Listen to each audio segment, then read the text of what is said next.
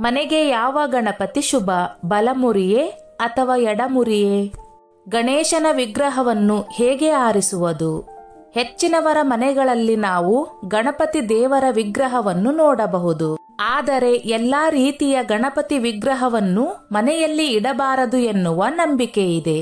ಮನೆಯಲ್ಲಿ ನಾವು ಯಾವ ರೀತಿಯ ಗಣಪತಿ ವಿಗ್ರಹವನ್ನು ಇಡಬೇಕು? ಯಾವ ವಿಧದ ಗಣಪತಿ ಮನೆಗೆ ಶುಭ? ಗಣೇಶ ಹಿಂದೂ ಆರಾಧ್ಯ ದೈವಗಳಲ್ಲಿ ಪ್ರಮುಖ ಅಧಿಪತಿ.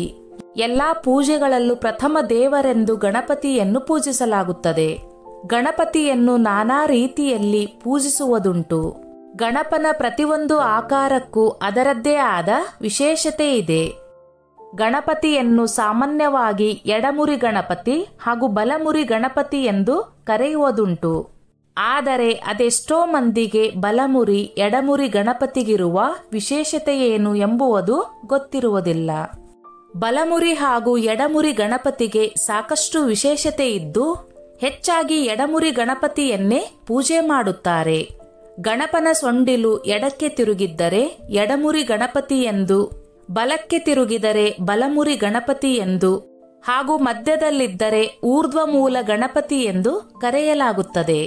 ಹಿಂದೂ ಧರ್ಮದಲ್ಲಿ ಗಣಪತಿಯು ಮೊದಲ ಪೂಜೆಗೆ ಅರ್ಹನಾದ ದೇವರು. ಯಾವುದೇ ಶುಭ ಕಾರ್ಯ ಮತ್ತು ಪೂಜೆಯನ್ನು ಪ್ರಾರಂಭಿಸುವ ಮೊದಲು ಗಣೇಶನನ್ನು ಪೂಜಿಸಲಾಗುತ್ತದೆ. ಗಣೇಶನನ್ನು ಪೂಜಿಸುವುದರಿಂದ ನಮ್ಮ ಕೆಲಸದಲ್ಲಿ, ಜೀವನದಲ್ಲಿ ಎದುರಾಗುವ ಎಲ್ಲಾ ರೀತಿಯ ಬಿಕ್ಕಟ್ಟುಗಳನ್ನು ದೂರಾಗಿಸುತ್ತಾನೆ. ಆದರೆ ಎಲ್ಲಾ ರೀತಿಯ ಗಣಪತಿ ವಿಗ್ರಹವನ್ನು ಪೂಜಿಸುವುದು ಸೂಕ್ತವಲ್ಲ. ಅದರಲ್ಲೂ ಗಣಪತಿ ಪೂಜೆಯಲ್ಲಿ ಸೊಂಡಿಲಿಗೆ ಸಂಬಂಧಿಸಿದಂತೆ ವಿಶೇಷ ನಿಯಮವಿದೆ. ಸಾಮಾನ್ಯವಾಗಿ ದಕ್ಷಿಣಾಭಿಮುಖ ಸೊಂಡಿಲನ್ನು ಹೊಂದಿರುವ ಗಣೇಶನ ವಿಗ್ರಹವನ್ನು ಮನೆಯಲ್ಲಿ ಇಡುವುದಿಲ್ಲ. ಅದನ್ನು ನಾವು ದೇವಸ್ಥಾನದಲ್ಲಿ ನೋಡಬಹುದು.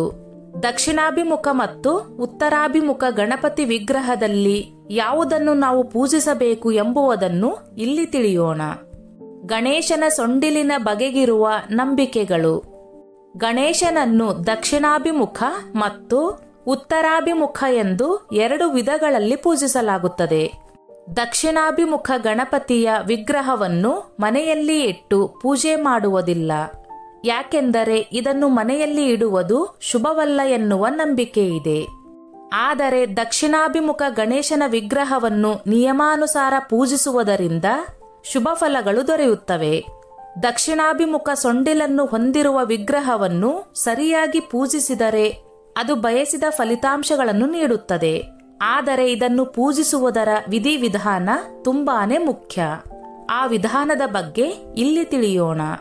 ಗಣೇಶನ ಇಂತಹ ವಿಗ್ರಹ ತುಂಬಾನೇ ಮಂಗಳಕರ.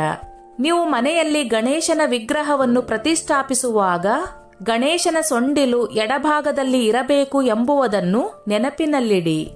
ಅಂತಹ ವಿಗ್ರಹವು ಮನೆಯಲ್ಲಿ ಸಕಾರಾತ್ಮಕತೆಯನ್ನು ಕಾಪಾಡುತ್ತದೆ ಮತ್ತು ಜೀವನದಲ್ಲಿ ಸಂತೋಷ ಮತ್ತು ಸಮೃದ್ಧಿಯನ್ನು ತರುತ್ತದೆ ಎಂದು ನಂಬಲಾಗಿದೆ.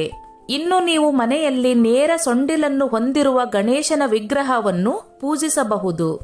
ಮನೆಯಲ್ಲಿ ಪೂಜಿಸುವ ಗಣೇಶನ ವಿಗ್ರಹದ ಸೊಂಡಿಲು ಯಾವ ರೀತಿ ಇರಬೇಕು? ಕೆಲವು ವಿಗ್ರಹಗಳಲ್ಲಿ ಗಣೇಶನ ಸೊಂಡಿಲು ಎಡಭಾಗದಲ್ಲಿ ಮತ್ತು ಕೆಲವು ಬಲಭಾಗದಲ್ಲಿ ಇರುತ್ತದೆ. ಹೆಚ್ಚಿನ ಗಣೇಶನ ವಿಗ್ರಹಗಳು ನೇರವಾಗಿ ಅಥವಾ ಉತ್ತರದ ಕಡೆಗೆ ಸೊಂಡಿಲನ್ನು ಹೊಂದಿರುತ್ತವೆ. ದಕ್ಷಿಣಾವರ್ತಿ ಗಣೇಶನ ವಿಗ್ರಹವನ್ನು ಪೂಜಿಸುವುದರಿಂದ ನೀವು ಬಯಸಿದ ಫಲವನ್ನು ಪಡೆದುಕೊಳ್ಳುತ್ತೀರಿ. ನೇರವಾದ ಸೊಂಡಿಲು ಹೊಂದಿರುವ ಗಣೇಶನ ಮುಖವನ್ನು ನಾವು 3 ದಿಕ್ಕುಗಳಿಂದಲೂ ವೀಕ್ಷಿಸಬಹುದು. ಗಣೇಶನ ಸೊಂಡಿಲು ಬಲಕ್ಕೆ ತಿರುಗಿದ್ದರೆ ಅದನ್ನು ಪಿಂಗಳ ಸ್ವರ ಮತ್ತು ಸೂರ್ಯನಿಂದ ಪ್ರಭಾವಿತವಾಗಿದೆ ಎನ್ನುವ ನಂಬಿಕೆ ಇದೆ.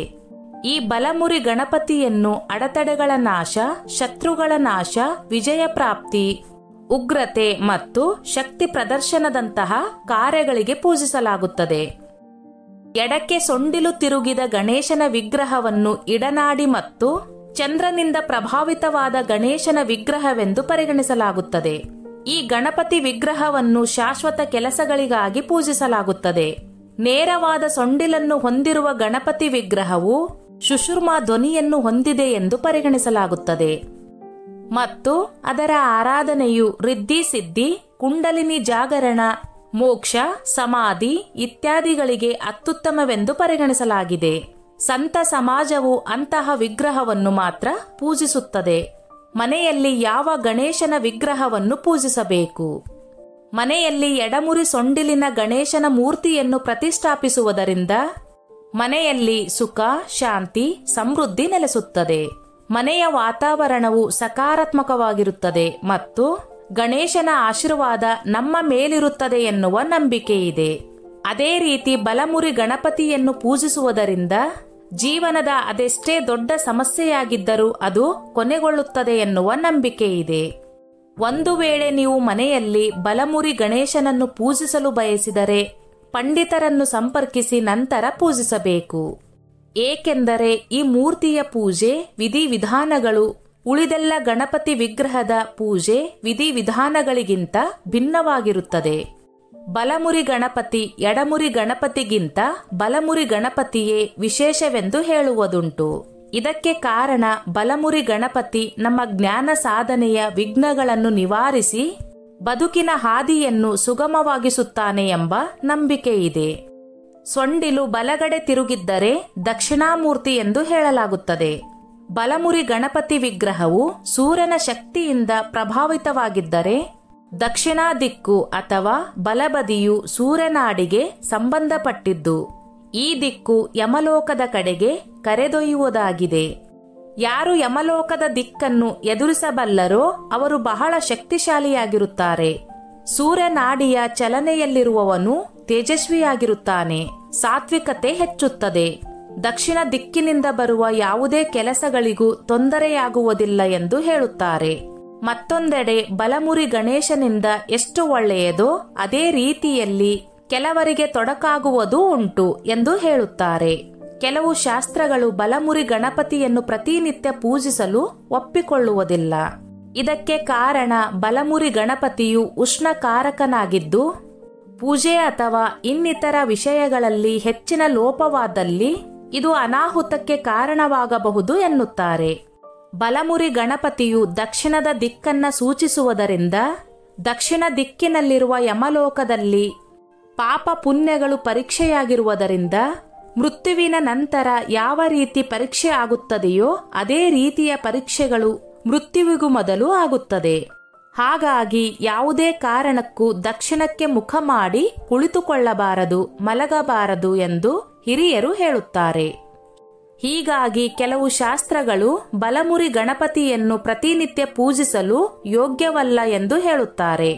ಎಡಮುರಿ ಗಣಪತಿ ಸೊಂಡಿಲಿನ ಪ್ರಾರಂಭದ ತಿರುವು ಎಡಗಡೆ ಇರುವ ಮೂರ್ತಿ ಎಂದರೆ ವಾಮಮುಖಿ ಮೂರ್ತಿಯನ್ನು ಎಡಮುರಿ ಗಣಪತಿ ಎಂದು ಕರೆಯಲಾಗುತ್ತದೆ.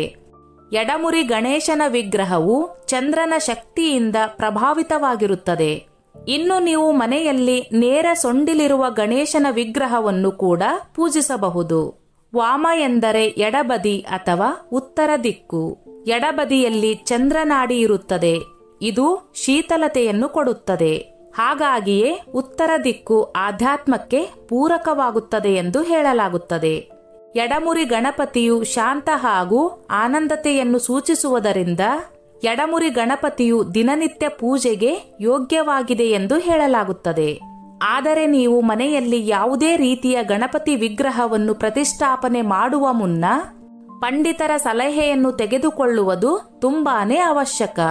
ಸ್ನೇಹಿತರೆ, ಈ ನನ್ನ ಮಾಹಿತಿ ನಿಮಗೆ ಇಷ್ಟವಾಗಿದ್ದಲ್ಲಿ ದಯವಿಟ್ಟು ಶೇರ್ ಮಾಡಿ, ಲೈಕ್ ಮಾಡಿ ಮತ್ತು ಸಬ್ಸ್ಕ್ರೈಬ್ ಮಾಡಿ.